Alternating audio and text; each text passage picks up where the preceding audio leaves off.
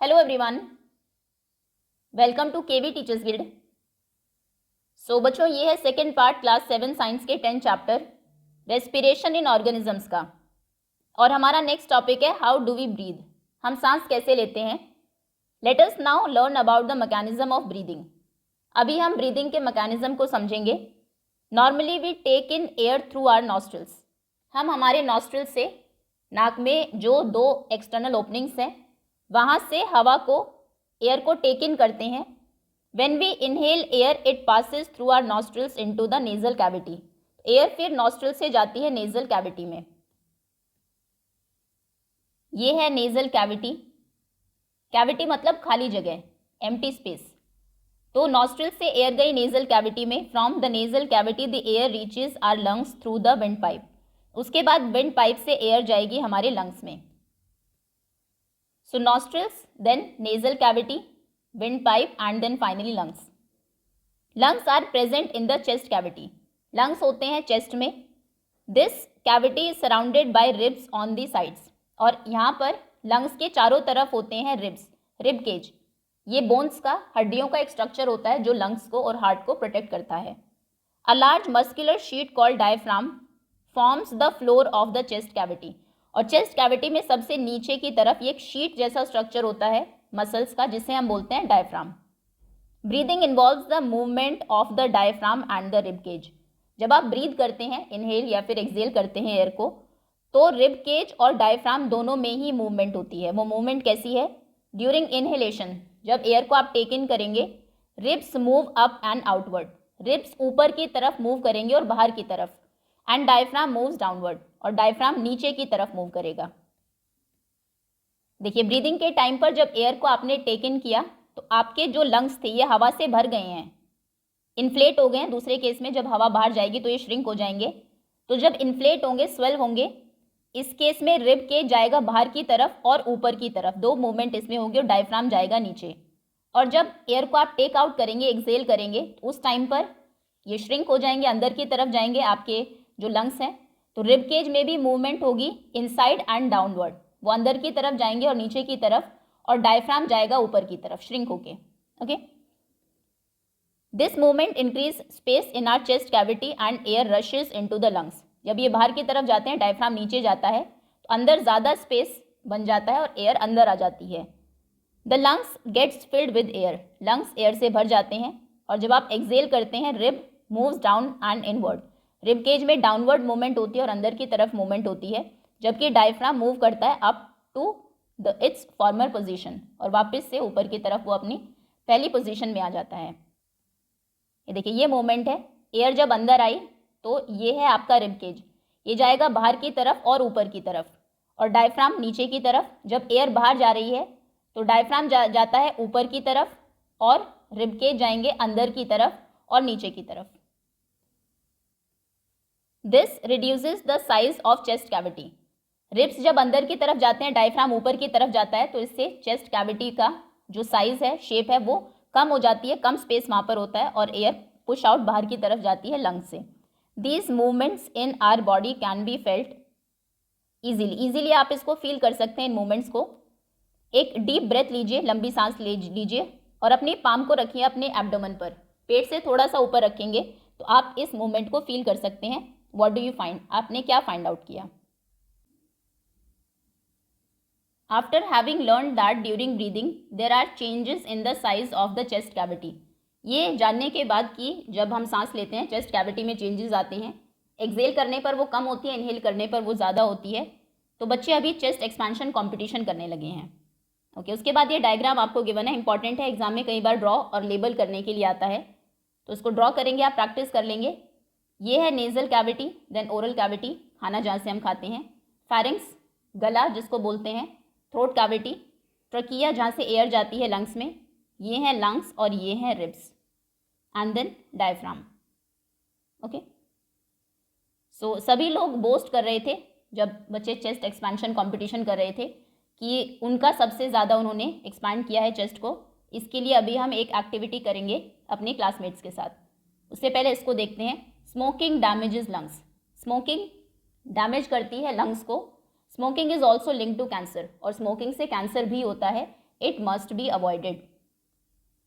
Then the air around us has various types of unwanted particles.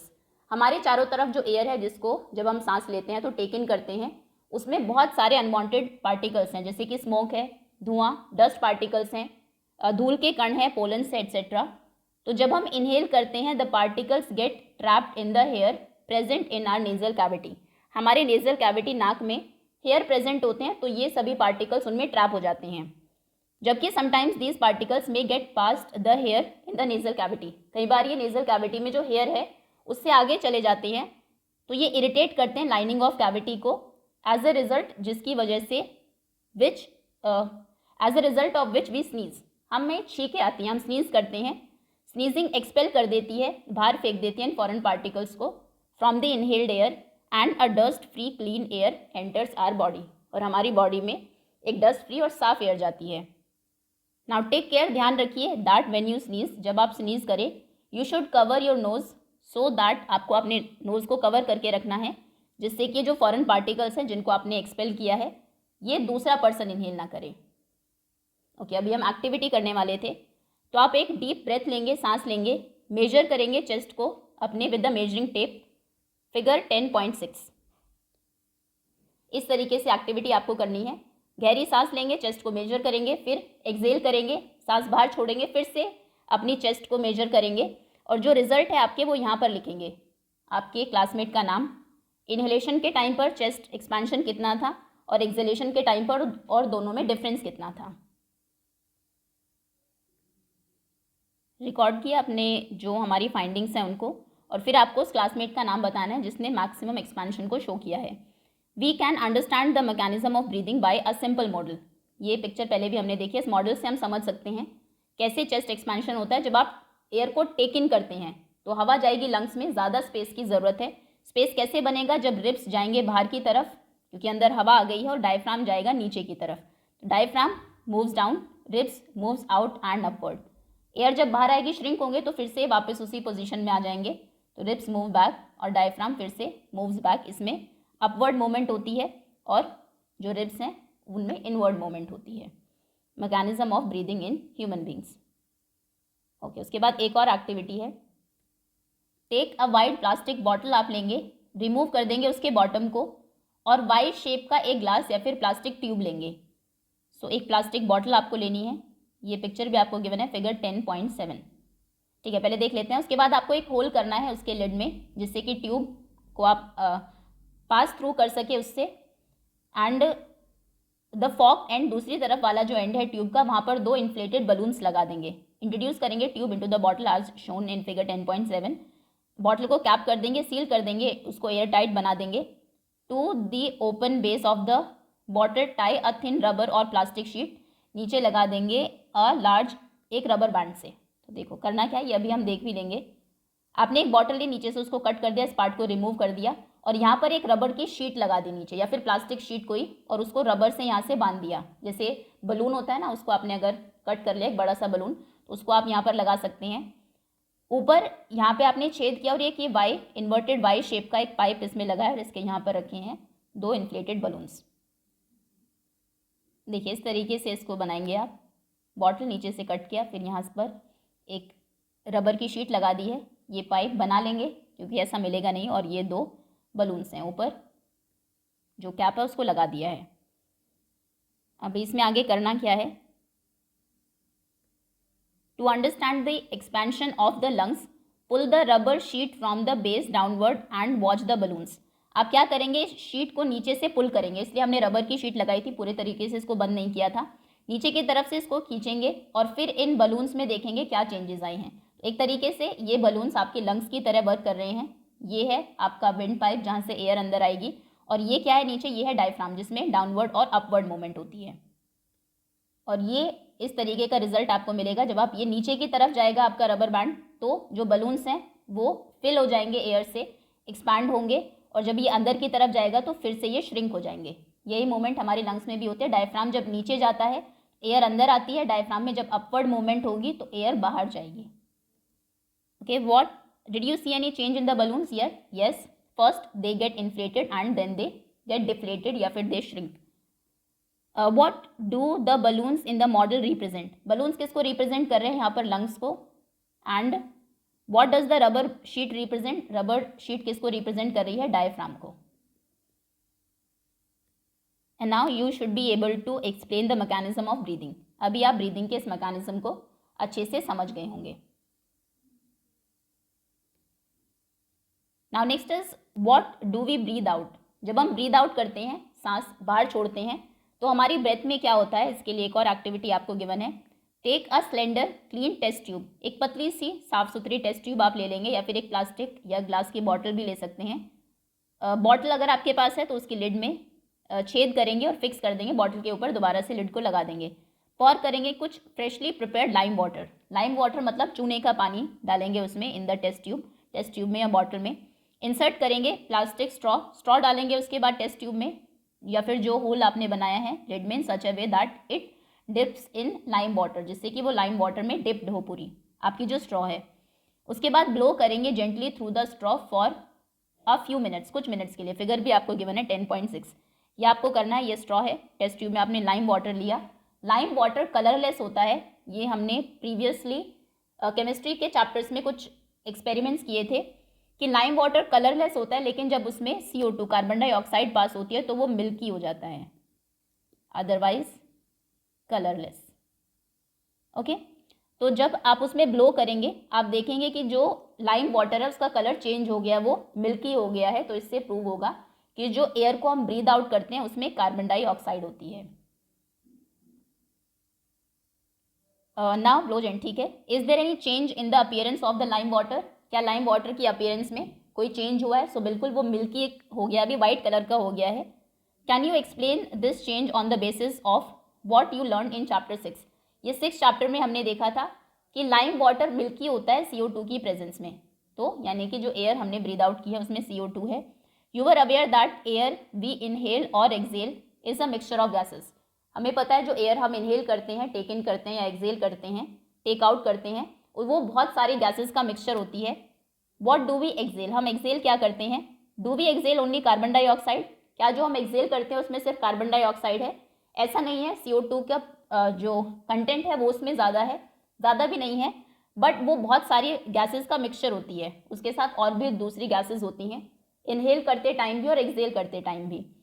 You must have also observe that if we exhale on a mirror, अगर आप exhale करें एक mirror के ऊपर, a film of moisture appear on its surface, एक moisture जैसा film उसके ऊपर आ जाता है. अगर मिरर बिल्कुल स्पेशली जो विंटर सीजन में जब मिरर सामने वाला जो सरफेस है आपका वो एकदम ठंडा हो, उस पर आप जब आप एक्सेल करेंगे माउथ से या फिर नोज से तो इतना फर्क नहीं पड़ेगा, तो आप देखेंगे एक मॉइस्चर कंटेंट उसके ऊपर आ जाता है. मतलब कि जो एयर हम एक्सेल करते हैं उसमें वाटर कंटेंट भी होता है, मॉइस्चर भी होता है. तो ये ड्रॉपलेट्स कहाँ से आई? जो एक्सेल हमने की है एयर उससे. इसको देखते हैं. Breathe for better life. Regular tradition breathing exercise, pranayama जिनको बोलते हैं, ये क्या करते हैं? इंक्रीज करते हैं capacity of lungs to take in more air. हमारे लंग्स की कैपेसिटी बढ़ती है कि हम ज़्यादा एयर को टेक इन कर सकते हैं. तो ज़्यादा ऑक्सीजन सप्लाई होगी अगर हमारी बॉडी में, सेल्स तक ज़्यादा ऑक्सीजन जाएगी तो ज़्यादा एनर्जी रिलीज होगी. Now the percentage of oxygen and carbon dioxide in inhaled and excelled air. जो एयर हम इनहेल एक्सेल करते हैं उसमें दो गैसेस को हम देखते हैं कि कितना ऑक्सीजन और कितना CO2 उसमें होता है. इनहेल्ड एयर में 21% ऑक्सीजन और 0.04% कार्बन डाइऑक्साइड. 1% भी नहीं होती, 0.1% भी नहीं होती. और जो एयर आप एक्सेल करते हैं उसमें 16.4% ऑक्सीजन. ऑक्सीजन को भी हम एक्सेल करते हैं, पूरी ऑक्सीजन हमारी सेल्स यूटिलाइज नहीं करती. और 4.4% CO2 कार्बन डाइऑक्साइड, क्योंकि हमने देखा था जब एयर अंदर गई, सेल्स ने उसको फूड को ब्रेक डाउन किया तो उसमें बनता है water plus CO2 carbon dioxide plus energy. Energy तो हम यूज़ कर रहे हैं और वाटर मॉइस्चर की फॉर्म में और CO2 ये जो एयर हम एक्सेल करते हैं उसकी फॉर्म में बाहर आ जाती है फिर से. क्लियर? चलिए, ह्यूमन बींग्स में खत्म हुआ. अभी नेक्स्ट टॉपिक है ब्रीदिंग इन अदर एनिमल्स. दूसरे एनिमल्स में ब्रीदिंग कैसे होती है. ठीक है. Animals such as elephants, lions, cows, goats, frogs, lizards, snakes, birds have lungs in their chest cavities like the human beings. ये कुछ एनिमल्स के नाम हैं जिनमें ह्यूमन बींग्स की तरह ही लंग्स होते हैं। लायंस में होते हैं, एलिफेंट्स, काउस, गोट्स। फ्रॉग्स में भी लंग्स होते हैं, लिजर्ड्स में भी लंग्स होते हैं, स्नेक्स में भी लंग्स होते हैं, बर्ड्स में भी लंग्स होते हैं। Then how do other organisms breathe? सभी ऑर्गेनिजम्स में लेकिन लंग्स नहीं होते, तो फिर वो ब्रीथ कैसे करते हैं, सांस कैसे लेते हैं? Do they also have lungs like those of human beings? Let us find out. तो अभी कुछ ऐसे एनिमल्स को हम डिस्कस करेंगे, उनके बारे में पढ़ेंगे जिनमें लंग्स नहीं होते, तो फिर वो कैसे ब्रीदिंग करते हैं। सबसे पहला है cockroach. A cockroach has small openings on the sides of its body. Other insects also have similar openings. So cockroaches में और दूसरे इंसेक्ट्स में इस तरीके की स्मॉल ओपनिंग्स होती हैं उनकी बॉडी में, जिनको हम स्पाइरिकल बोलते हैं। These openings are called spiracles. इनको हम कहते हैं spiracles. Insects have a network of air tubes called trachea for gas exchange. और इंसेक्ट्स में एक पूरा नेटवर्क होता है गैस ट्यूब्स का, जिनको ट्रकिया बोलते हैं। Oxygen rich air rushes through spiracles into the tracheal tubes, diffuse into the body tissue and reaches every cell of the body. देखिए ये है स्पाइरिकल ओपनिंग्स, स्पाइरिकल्स। यहाँ से एयर गई अंदर, एयर जिसमें कि ऑक्सीजन ज़्यादा है। उसके बाद ये है ट्रकियल ट्यूब्स, ये पूरी ट्यूब्स हैं जो कनेक्टेड है स्पाइरिकल से। तो यहाँ से इन ट्यूब्स में जाएगी एयर, उसके बाद डिफ्यूज़ हो जाएगी बॉडी टिश्यूज़ में, बॉडी टिश्यूज़ तक जाएगी और हर एक सेल तक पहुँचेगी बॉडी में। Similarly carbon dioxide from the cells, अभी सेल में फूड को उसने ब्रेक डाउन किया, CO2 रिलीज हुई, तो वो CO2 फिर से ट्रकियल ट्यूब्स में जाएगी, फिर से यहाँ पर जाएगी और मूव आउट होगी थ्रू स्पाइरिकल्स, स्पाइरिकल्स के थ्रू ही। इस पिक्चर को अगर हम देखें, ये ओपनिंग्स आपको दिखाई दे रही हैं, एक सेकंड, ये वाली, ये है स्पाइरिकल्स। यहाँ जो कि कनेक्टेड है ट्रकियल ट्यूब से, यहाँ से एयर अंदर गई, ट्रकियल ट्यूब्स में गई, उसके बाद सभी सेल्स तक गई, सेल्स से CO2 रिलीज हुई जो फिर से इन ट्रकियल ट्यूब्स में ट्रैवल करेगी। ट्यूब्स आप देखेंगे पूरी बॉडी में हैं, तो हर एक सेल तक पहुँचती है एयर, इनमें आएगी, फिर से इन स्पाइरिकल्स के थ्रू वो बाहर आ जाएगी। ओके, तो ये इंसेक्ट्स का रेस्पिरेटरी सिस्टम है। And move out through these spiracles. These air tubes and trachea are found only in insects. ये ट्रकियास और जो ट्यूब्स हैं एंड स्पाइरिकल्स जो ओपनिंग्स हैं, ये सिर्फ इंसेक्ट्स में ही मिलती है, not in any other group of animals, ना कि किसी और में। Okay, next is earthworm. Recall from chapter 9 of class 6 that earthworms breathe through their skins. 6th class के चैप्टर 9 में हमने पढ़ा था कि अर्थवॉर्म्स उनके स्किन से ब्रीथ करते हैं, उनके लिए कोई ऐसा रेस्पिरेटरी सिस्टम नहीं है उनकी बॉडी में। The skin of an earthworm feels moist and slimy on touching. Touch अगर आप करेंगे या फिर देखने से भी आपको पता लगेगा, अर्थवॉर्म की जो बॉडी है वो बहुत ही मॉइस्ट और स्लाइमी फील होती है। Gases can easily pass through them, तो गैसेज आसानी से स्किन से पास हो जाती है। दो frogs have a pair of lungs like human beings, हमने देखा था फ्रॉग्स में लंग्स होते हैं ह्यूमन बींग्स की तरह ही, लेकिन वो भी ब्रीथ कर सकते हैं उनकी स्किन से। तो फ्रॉग्स लंग से भी ब्रीथ कर सकते हैं, उनकी स्किन से भी, which is moist and slippery. तो जो स्किन है फ्रॉग्स की वो भी मॉइस्ट होती है और स्लिपरी होती है। Now Boojho has seen in television programmes that whales and dolphins often come up on the water surface. तो बोजो ने टीवी में देखा कि जो वेल्स और डॉल्फिन्स हैं जनरली वो वाटर सरफेस पर आती है ऊपर। They even release a fountain of water sometimes while moving upward, जब ऊपर की तरफ आती है कई बार वो एक फाउंटेन ऑफ वाटर को भी रिलीज करती है। Now why do they do so? Whales और डॉल्फिन्स ऐसा क्यों करती हैं? क्योंकि वेल्स और डॉल्फिन्स में भी लंग्स होते हैं। तो लंग्स क्योंकि पानी में डिजॉल्व ऑक्सीजन को नहीं इनहेल कर सकते, तो वो बाहर आती है एयर में जो ऑक्सीजन है उसको इनहेल करने के लिए। और जैसे हमारे नॉस्ट्रल्स होते हैं सांस लेने के लिए, वेल्स में और डॉल्फिन्स में ब्लो होल्स होते हैं, वो भी नाक के जैसे ही होता है लेकिन वो उनके सर के पीछे होते हैं। ओके, चलिए next is breathing under water. Can we breathe and survive in water? क्या हम पानी के अंदर सांस ले सकते हैं, सर्वाइव कर सकते हैं? नहीं, क्योंकि हमारे पास लंग्स है और लंग्स एयर में जो ऑक्सीजन है उसको इनहेल कर सकते हैं, पानी में डिजॉल्व ऑक्सीजन को नहीं। Now there are many organisms that live in water, बहुत सारे ऐसे ऑर्गेनिजम्स हैं जो पानी में रहते हैं। Now how do they breathe under water? वो अंडर वाटर कैसे ब्रीद करते हैं? 6th क्लास में हमने देखा था कि फिश में गिल्स होते हैं जो हेल्प करते हैं उनको oxygen dissolve in water. Water में ऑक्सीजन जो डिजॉल्व होती है H2O, तो इस ऑक्सीजन को वो इनहेल करते हैं, ऑक्सीजन को यूज़ करते हैं ब्रीदिंग के लिए।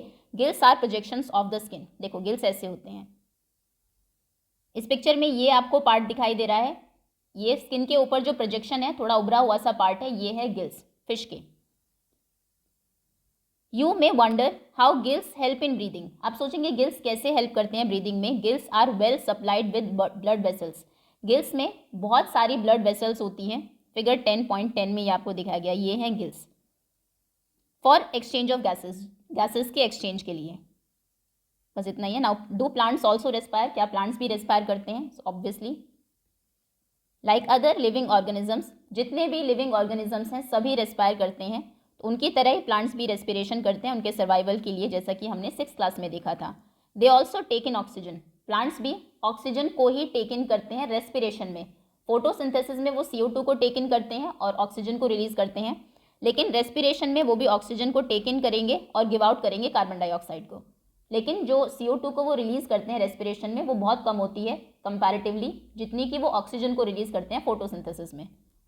Okay, in the cells oxygen is use to break down glucose into carbon dioxide and water as in other organisms. जैसे दूसरे ऑर्गेनिजम्स में होता है कि ऑक्सीजन को यूज किया जाता है सेल्स में फूड के ब्रेक डाउन में, तो वैसा ही प्लांट्स में भी होता है और उसमें कार्बन डाइऑक्साइड ही बनती है। In plants, each part can independently take in oxygen from the air and give out carbon dioxide. Plant का हर पार्ट, चाहे वो स्टेम है, रूट्स हैं या फिर ब्रांचेस हैं और लीव्स हैं, वो सभी टेक इन कर सकते हैं ऑक्सीजन को, टेक आउट कर सकते हैं CO2 को। हमने चैप्टर 1 में देखा था कि लीव्स में, प्लांट के जो लीव्स हैं उसमें छोटे छोटे पोर्स होते हैं जिनको स्टोमेटा बोलते हैं, गैसेस को एक्सचेंज करने के लिए। नाउ पहेली वॉन्ट्स टू नो, पहेली जानना चाहती है whether roots which are underground, roots जो कि अंडरग्राउंड है, क्या वो भी ऑक्सीजन को टेक इन करती है? बाकी सारे पार्ट्स बाहर है, वो एयर से ऑक्सीजन ले सकते हैं, तो क्या रूट भी करती है? Answer is yes. If so how, अगर हाँ तो फिर कैसे? सो दूसरे लिविंग सेल्स के जैसे ही प्लांट्स में the root cell also need oxygen to generate energy, roots को भी ज़रूरत है एनर्जी जनरेट करने के लिए। Roots take up air from the air space present between the soil particles, soil particles के बीच में एयर स्पेस होता है, जैसे कि ये मान लीजिए सॉइल के पार्टिकल्स है, तो इनके बीच में थोड़ी थोड़ी सी जगह है जिससे कि हवा से जो एयर है वो अंदर आ जाती है। इसलिए आपने देखा होगा जब बीज बोते हैं किसान, उससे पहले सॉइल को लूज कर लेते हैं, हल चलाते हैं उसमें, ताकि एयर अच्छे से मिक्स हो जाए उसमें, क्योंकि रूट्स को एयर की ज़रूरत है। अगर आपके पास कोई पॉटेड प्लांट है, पॉट में कोई प्लांट आपने उगाया हुआ है, उसमें आपने पानी भर दिया और आप पानी उसमें भर के ही रखे, तो देखेंगे आपके थोड़े टाइम के बाद प्लांट डेड हो जाएगा, क्योंकि जो सॉइल है उसको एयर नहीं मिलेगी। ओके, सो ये सॉइल पार्टिकल्स हैं, ये एयर, ये रूट एयर है, जो यहाँ पर ये जो एयर है इसको यूज़ करते हैं एनर्जी जनरेट करने के लिए। Now in this chapter you learn that respiration is a vital biological process. हमने देखा रेस्पिरेशन बहुत इंपॉर्टेंट है, सभी लिविंग ऑर्गेनिजम्स रेस्पायर करते हैं, और living organisms need to respire to get energy, क्योंकि रेस्पिरेशन से ही उनको एनर्जी मिलती है जो कि उनके सर्वाइवल के लिए इंपॉर्टेंट है। ओके, दैट्स ऑल स्टूडेंट्स, इसी के साथ चैप्टर ओवर होता है। होपफुली सभी कॉन्सेप्ट्स आपको अच्छे से समझ में आ गए होंगे। Thank you so much for watching.